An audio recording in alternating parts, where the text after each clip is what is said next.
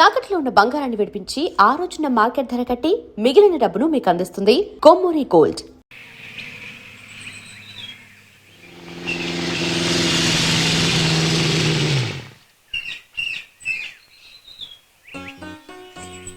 అమ్మాయి గారితో కొంచెం మాట్లాడే అవకాశాన్ని మాకు కల్పిస్తారా?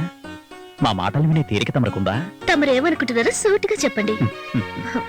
అందరూ మనల్నే చూస్తున్నారు. ఈ స్థలం మర్చిపోయారా? అయ్యో, నేనెలా మర్చిపోతాను? ఇక్కడే కదా మన యుద్ధం మొదలు పెట్టాం. దానికి పరిహారంగా ఇక్కడి నుంచి కొత్త జీవితం మొదలు పెడదాం. బండికు బాస్, అర్జెంటుగా 100 రూపాయలు ఇవ్వండి. దేనికి? ముందు డబ్బులు ఇవ్వండి, విషయం తర్వాత చెప్తాను. ముందు ఇవ్వండి సార్. అదే మీరు ఆ రోజు బస్ స్టాప్ లో గొడవ పడ్డప్పుడు వీడు నాతో 100 రూపాయలు పెట్టి కట్టాడు. ఎందుకు? మీరిద్దరు లవ్ లో పడతారని. వాడు గెలిచాడు, నేను ఓడిపోయాను. ఇవ్వడానికి డబ్బు లేదు. ఆ డబ్బే ఈ డబ్బు తీసుకో. రేయ్, మీ పందెం వల్ల ఒక మంచి పని జరిగింది. చెడగొట్టడానికి మాత్రం పందాలు కట్టదే.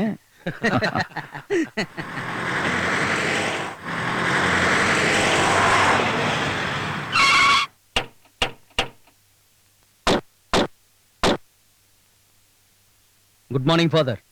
God bless you. ఏంటి నాన్న మేము విన్నదంతా? అదేంటో ఈయన్నే అడుగు. ఏంటి మీరేం మాట్లాడరు? నువ్వు విన్నదంతా నిజమే. ఆమె కూచిపూడి నాట్యం నేర్చుకుంటానప్పుడే చెప్పాను ఇవన్నీ మనకు వద్దని. ఇప్పుడు ఏమైంది? ఇప్పుడు అంత ఘోరం ఏం జరిగిపోయిందని? ఇంతకంటే ఇంకేం కావాలి ఫాదర్? మాకున్న ఒకే ఒక చెల్లి ఊళ్ళో ఎవరితోనో లేచిపోయిందంటే మా పరువేం కావాలి? నువ్వు అనుకున్నట్టు వాడేం తక్కువ వాడేం కాదు. అనవసరంగా నాన్నగారు ఈ విషయం ఫోన్ చేసి చెప్పినప్పుడు వాడింటికి వెళ్దాం అనుకున్నాం. మధ్యలో మీరుండబట్టి వాడు బతికిపోయాడు. చూడండి, మీకు ఈ సంబంధం ఇష్టం లేదని నాన్సీని మీతో తీసుకెళ్లిపోవాలనుకుంటే నాన్సీ మీతో వస్తుందని అనుకుంటున్నారా? అయితే అక్కడే చంపేస్తాం. చంపేస్తే సమస్యలు తీరిపోతాయా? అన్నయ్య, ఏమిటి మీరు అనేది? నాన్సీ స్వభావం మీకు బాగా తెలుసు. ఎక్కువ గొడవ చేస్తే ఆమె రాకపోవచ్చు. నాన్నగారు మీరే దాన్ని ఇలా గారాబం చేశారు. తల్లి లేని పిల్ల, తల్లి లేని పిల్ల అని. నేను దాన్ని గారాబంగా పెంచింది నిజమే, కానీ ఇప్పటి వరకు మమ్మల్ని బాధపెట్టి తను ఏ నిర్ణయం తీసుకోలేదు. కానీ ఇప్పుడు తీసుకుంది కదా. జేమ్స్, వాళ్ళిద్దరూ కలిసి బతకాలనుకుంటున్నారు. మీలాగే దేవా ఇంట్లో వాళ్ళు కూడా బాధపడుతున్నారు. అయినా వాడి కోసం వాళ్ళు ఈ పెళ్లికి ఒప్పుకున్నారు. కుటుంబ గౌరవాల గురించి చెప్పాలంటే మీ కుటుంబం కన్నా 10 రెట్లు ఎక్కువే వాళ్ళ కుటుంబ గౌరవం. మమ్మల్ని ఇప్పుడు ఏం చేయమంటారు? మీరందరూ కలిసి దేవా ఇంటికి వెళ్ళాలి. విషయాలు మాట్లాడి ఓ నిర్ణయం తీసుకోవాలి. నేనెక్కడికి రాను. ఎవరు అడ్డు చెప్పినా వాళ్ళిద్దరూ కలిసే బతకాలనుకున్నప్పుడు ఎవరేం చేస్తారు? నాన్సీకి మీరు ఎప్పుడైనా పెళ్లి చేయాల్సిందే కదా. అది ఇప్పుడే చేస్తున్నాం అనుకుంటే సరిపోతుంది. ఓరే, వాడు మీరనుకున్నట్టు బ్రాహ్మణుడే కావచ్చు, అయినా పర్వాలేదు, ఎంతో ప్రయోజకుడు. అయినా నాన్సీ సంతోషంగా ఉండడమే కదరా మనకు కావాల్సింది. సరే అని చెప్పరా? ఎరా, ఏమంటావు? నేనేం చెప్తాను? మీ ఇష్ట ప్రకారమే కానివ్వండి. అది సంతోషంగా ఉండటమే నాకు కావలసింది. దాని తలరాత ఎలా ఉంటే అలా జరుగుద్ది. చాలా బాగా చెప్పావు జోసెఫ్. నీ నిర్ణయానికి నాన్సీ చాలా సంతోషిస్తుంది. శుభమస్తు. సుమంగళీభవ. మీ గురుభక్తికి మెచ్చి మేమిద్దరం మిమ్మల్ని ఆశీర్వదిస్తున్నాం. ఈ విషయాలు ఎవరికీ చెప్పకుండా గుట్టుగా ఉంచితేనే మంచిది. ఇంతవరకు ఏ అమ్మాయి మొహం తోడని వీడిని నీ ప్రేమతో కట్టిపడేశావు కదమ్మా. ఇంతవరకు నీ జీవితంలో ఏ బాధ్యతలు లేవు. ఇప్పుడు బాధ్యత పెరిగింది. కాబోయే భార్యని జాగ్రత్తగా చూసుకో. అలాగే. ఆచారాలు వ్యవహారాలు ఏవైనా కానీ దేవా సంతోషమే మాకు ముఖ్యం. అది సరేలే, నువ్వు పప్పన్నం ఎప్పుడు తినిపిస్తావు? మధు కోసం సంబంధాలు చూస్తూనే ఉన్నా. వాడు కూడా సరే అన్నాడు. అంతా మీరు అనుకున్నట్టే జరుగుతుంది. ఇలా అంటున్నానని తప్పుగా అనుకోకురా. బ్రహ్మచారిగా నువ్వేమీ సాధించలేవు. బ్రహ్మచారి శతమర్కటహ అని సూక్తి ఉంది. బ్రహ్మచారి 100 వానరములకు సమానం అని అంటారు. నాకు కొంచెం బయట పనులున్నాయి, నేను వెళ్ళొస్తాను. ఇప్పుడు కూడా హడావుడేనా? ఈ అమ్మాయి అతిథిగా మొట్టమొదటిసారి వచ్చింది. కొంచెం భోంచేసి వెళ్ళొచ్చుగా. ఇంకోసారి వస్తానండి. నాన్సీని హాస్టల్లో దించాలి. మీ ప్రేమను హద్దుల్లో ఉంచుకోండి. ఊళ్ళో వాళ్ల చేత మాటలు అనిపించుకోవద్దు. వస్తానమ్మా. దేవనా, నీకోసం వేరే వచ్చాడు.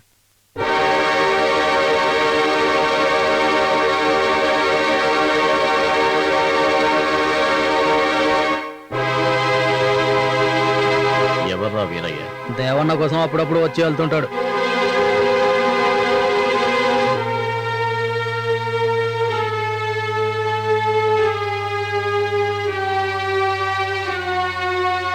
మధు ఎవరైనా ఆ, ఆయన నా కోసం వచ్చాడు. మధు, నేను అర్జెంట్గా ఒక చోటుకు వెళ్ళాలి. ఊరెళ్ళాలా? ఎక్కడికి? కాకినాడ దాకా వెళ్ళొస్తాను. నాన్సీ పేరెంట్స్ వస్తుంటే నువ్వు లేకపోతే ఎలా? వాళ్ళు వచ్చేలోగా నేను వచ్చేస్తాను. నువ్వు మాత్రం ఇక్కడే ఉండు.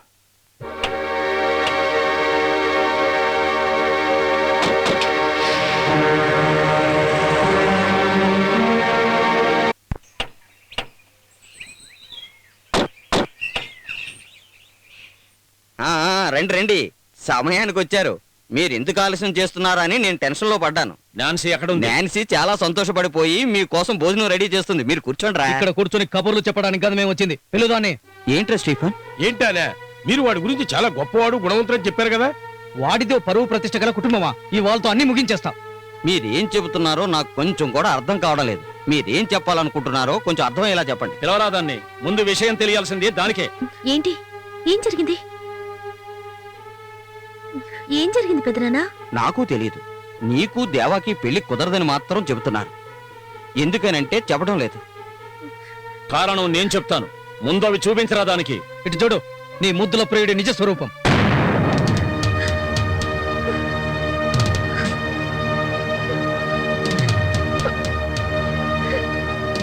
ఊళ్ళో ఉన్న వాడి సెకండ్ సెటప్ తో ఉన్న ఫోటో ఇది. మీకు పిచ్చకు మాట్లాడుతున్నారా? ఇదిగో మీరే చూసి చెప్పండి, ఇది నిజమో కాదు.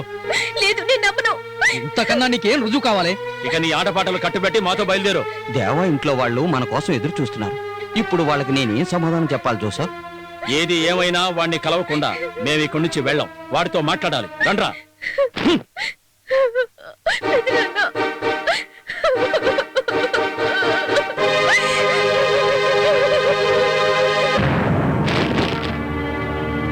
ఓరి దేవుడా, నేను చూస్తున్నది నిజమా? పచ్చ నిజం. మీ బుద్ధిమంతుడైన కొడుకు మీకు తెలియకుండా ఉంచుకున్న అమ్మాయి. ఏంటి, కాదంటానికి ధైర్యం ఉందా? ఇది ముందే తెలియడం వల్ల మా పిల్లని మేము కాపాడుకోగలిగాం. కానీ ఒక విషయం గుర్తుంచుకోండి. ఇదిగో, ఈ విషయం గురించి ఆమె ఏమైనా చేసుకుంటే ఈ ఊరవతల చెరువుంది, గుర్తుందిగా? నర్రికి పాతి పెడతాం, తెలిసిందా?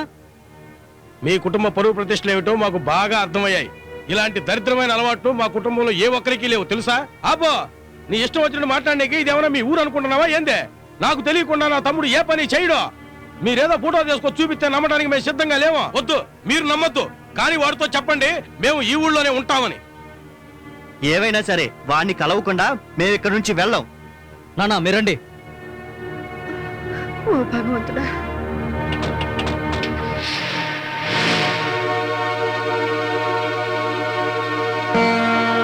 బాబు, ఈ విషయాలేవి మా నాన్నకు తెలియకూడదు.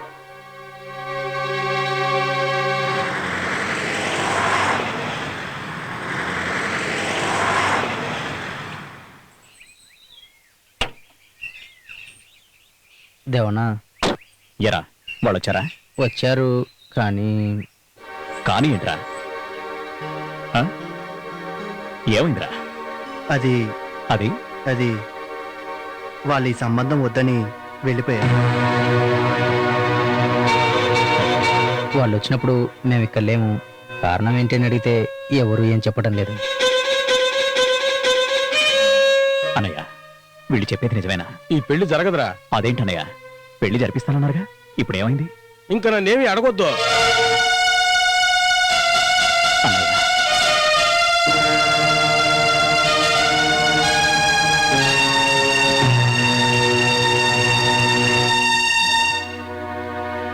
నువ్వైనా చెప్పమ్మా, అసలు ఏం జరిగింది?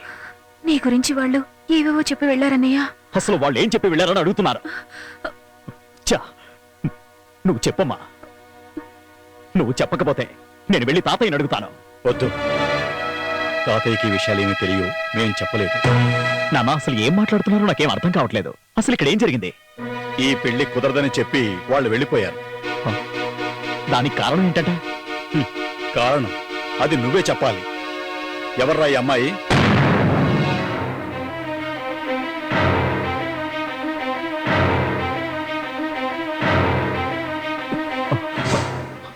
క్రిస్టియన్ అమ్మాయిని నువ్వు పెళ్లి చేసుకుంటానని చెప్పినప్పుడు మాకిష్టం లేకపోయినా నీకోసం ఒప్పుకున్నా.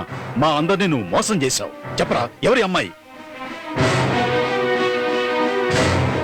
చెప్పు నాయనా, ఎవరు అమ్మాయి? నాకు తెలీదు.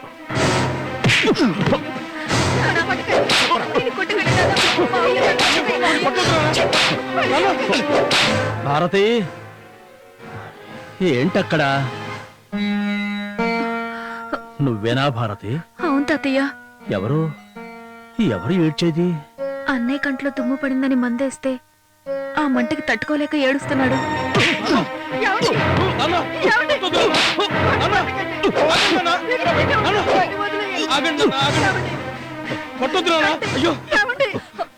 ఇక నువ్వు ఇంటికి రావద్దు. నేను చనిపోతే తలకూరి పెట్టడానికి నువ్వు చాలు. ఈ ఇంటి పరువు ప్రతిష్టల్ని మంటలో కలిపిన నీలాంటి కొడుకు నాకు అసలు పుట్టలేదనుకుంటాను. నువ్వు ఒక్క నిమిషం కూడా ఇక్కడ ఉండడానికి వీలేదు. ముందే కలిసి నువ్వు పోరా బయటికి. ఏమండి వాడిని అలా అనొద్దండి. నాన్న వాడిని పంపించొద్దు నాన్న. నీకేనా చెప్పేది? పో.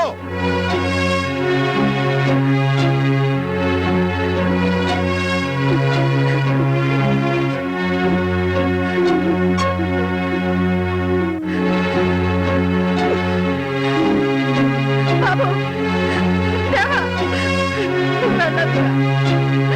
దేవా వెళ్ళొద్దురా.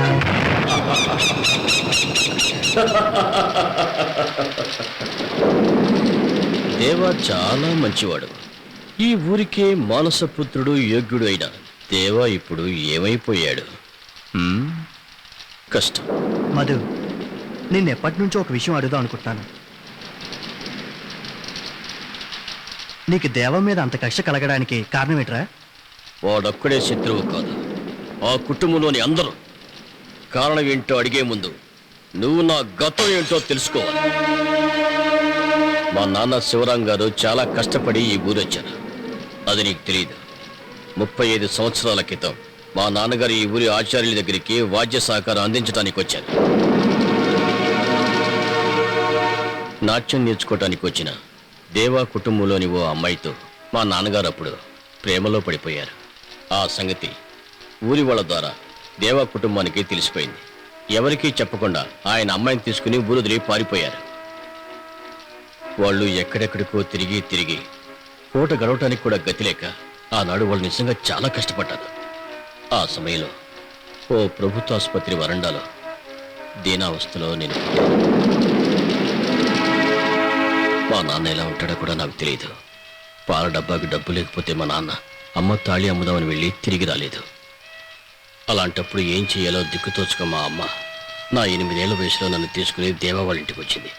కానీ మమ్మల్ని లోపలికి రానివ్వలేదు ఆ పెద్ద ఆయన. ఆ తర్వాత మేము పెద్ద మామయ్య దగ్గరికి వెళ్ళాం. ఆయనకి ఇష్టం లేకపోయినా మమ్మల్ని ఆదుకున్నాడు. ఎప్పటికైనా మా నాన్న తిరిగి వస్తాడని ఎన్నో కలలు కంటూ ఎంతో ఆశగా చాలా రోజులు ఎదురు చూశాం. నీకు తెలుసా, నా కళ్ళ ముందే దేవా వాళ్ళ తల్లిదండ్రులతో ప్రేమను అనుభవిస్తూ ఉంటే అది చూసి తట్టుకోలేక ఎంతో కుమిలిపోయేవాడిని.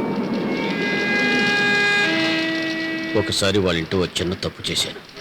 అది తెలిసి తెలియని వయసులో చేశాను.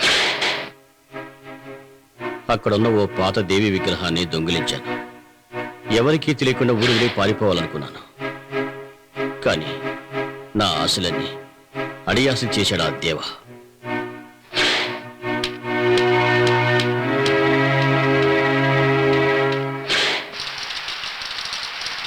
ఆ రోజు చాలా దిగులతో బయటకు వచ్చాను. 25 ఏళ్ల తర్వాత తిరిగి వచ్చినప్పుడు మా అమ్మ లేదు. జీవితం అంతా నా కోసం ఎదురు చూసి చాలా దీనావస్థలో చనిపోయింది ఆ పుణ్యాత్మురాలు. ఆ తర్వాత నన్ను కొడుకులా మా పెద్ద మామయ్య కుంచెచ్చుకున్నాడు. నన్ను మోసం చేసిన ఆ దేవాన్ని ప్రేమించినట్టుగా నమ్మించాను, కాదు నటించాను. ఎప్పటికే నీ విషయం దేవాకి తెలిస్తే? తెలియాలి వాడికి. అందుకోసమే నేను ఇన్నాళ్ళు ఈ కష్టాలన్నీ భరిస్తున్నాను. ఆ రోజు నాన్సీ వాళ్ళ అన్నయ్యలు నాన్న ఇంటికి వచ్చి ఫోటో చూసి గొడవ చేసినప్పుడే ఆగిపోయింది ఆ దేవగాడి పెళ్లి. ఆచారాలు పరువు ప్రతిష్టలు పక్కన పెట్టి కొడుకు పెళ్లికి ఒప్పుకున్న నారాయణ ఆ తర్వాత వాడిని బయటికి గంటేశాడు. ఒకప్పుడు ఆ ఇంటి నుంచి బయటికి గంటేయబడ్డ నేను ఇప్పుడు వాళ్ళ ఇంట్లోకి వెళ్తాను. వాళ్ళకి రక్షకుడుగా ఉండి ఆ కుటుంబంలోని ఒక్కొక్కరిని సర్వనాశనం చేసి నేను అనుకున్నది సాధిస్తాను శ్యామ్.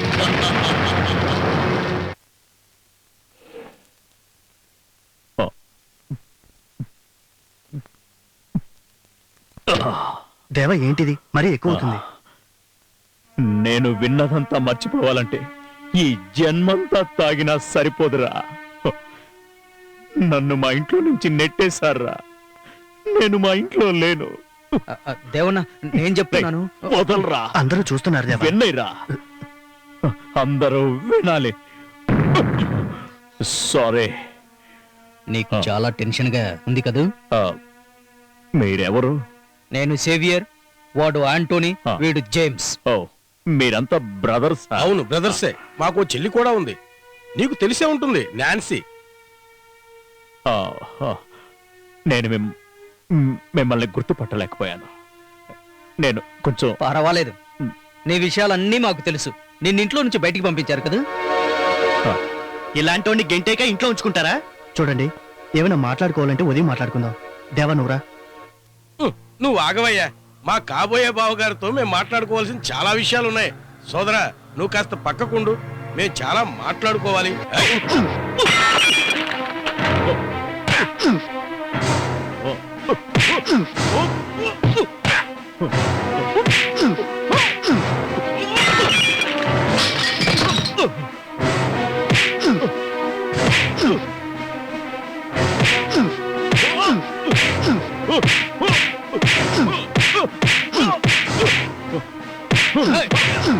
కుక్కలారా,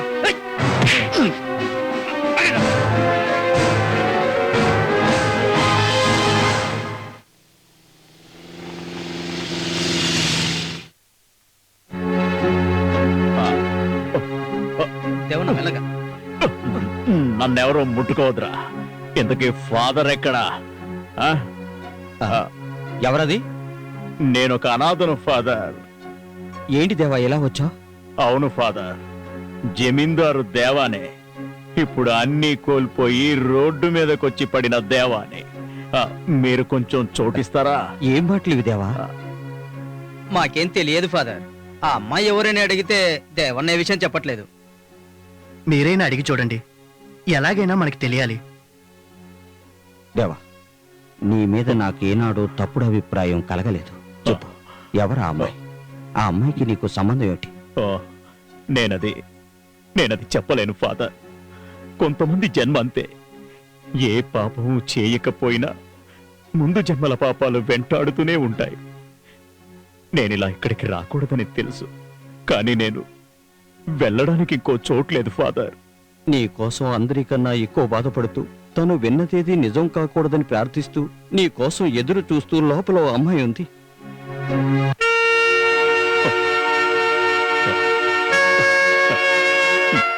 నాన్సీ,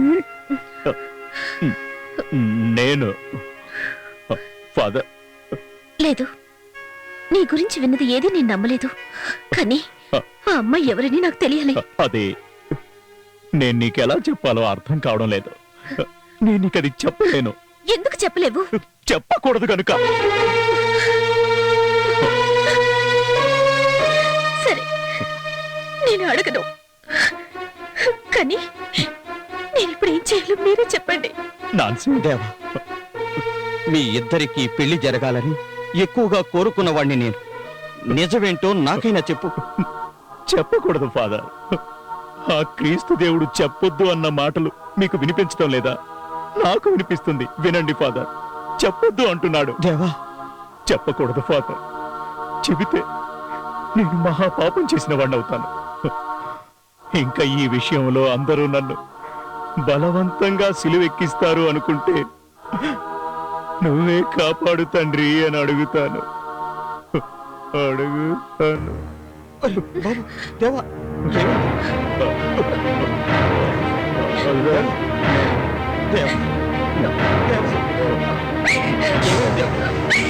ఏమైంది?